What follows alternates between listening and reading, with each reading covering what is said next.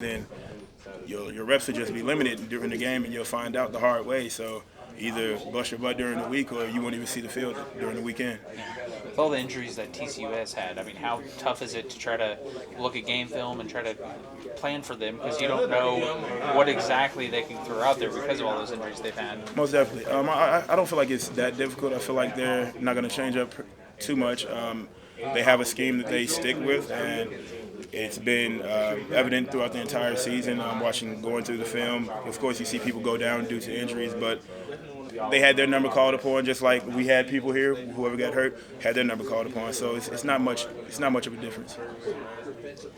I wanted to ask you about Trey Carter. Okay. He's a guy, I know you haven't been here his entire career, but Yes, sir. somebody who has kind of shown some more growth and maturity every single year here. Yes, sir. Have you noticed that in his 2 years here? Oh, most definitely. My 2 years here, yes, sir, I have. Because when I first got here, he was like a guy I really didn't know if I would, be able to get close with. But I can honestly say that Trey Carter is by far one of my best friends ever, and I really don't consider him a friend. I consider him a brother. And that's a big statement when it comes to me. But Trey, he has that energy that you really don't expect some people to have, and like just his spirit, he always brings a different spirit into the room, and everybody's able to build up off that. What's kind of is there any kind of example that sticks out of him doing that? Really his music ability, the way that he freestyles sometimes, and just the way he puts a smile on people's face.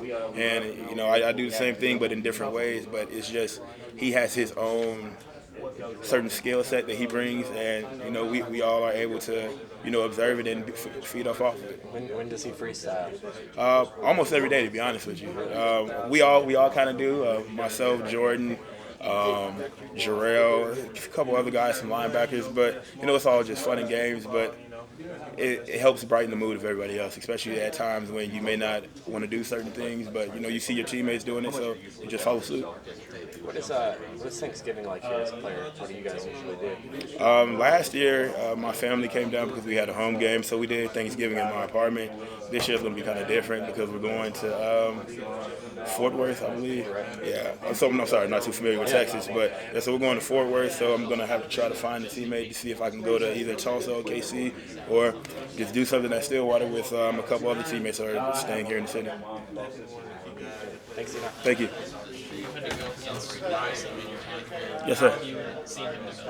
Oh, I've seen him develop a lot because it was certain keys that I was able to pick up on earlier in my career to defeat him in pass rush, but I can see he's polishing up on those skills, so it's becoming more difficult to read him, which is good for his point of view, but mine is like, so I need to just watch a little more film.